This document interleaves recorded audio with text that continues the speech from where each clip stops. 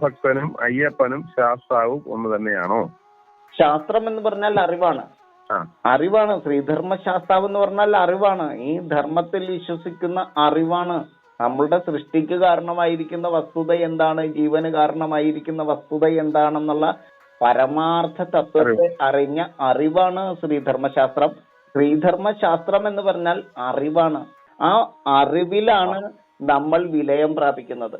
അവിടെ നമ്മൾ ശ്രേഷ്ഠരായി ചെന്നിട്ട് അയ്യനായി ചെന്ന് അയ്യൻ എങ്ങനെയാണോ, മണികണ്ഠൻ എങ്ങനെയാണോ ശബരിമലയിലേക്ക് എത്തി ആ അറിവിൽ വിലയം പ്രാപിച്ചത്, ആ അറിവിനെ ഉൾക്കൊണ്ടത്, ആ അറിവിനെ സ്വീകരിച്ചത്, ആ ആചാരങ്ങളെ ചിട്ടപ്പെടുത്തിയത്, ആ ആചരണ പദ്ധതികളെ എങ്ങനെയാണോ രൂപപ്പെടുത്തിയത്, അതുപോലെ തന്നെയാണ് ഓരോ അയ്യപ്പ ഭക്തന്മാരും അവിടെ എത്തേണ്ടത്. അപ്പോൾ മാത്രമാണ് അറിവും അറിവുള്ളവനും ഒന്നാകുന്നത്.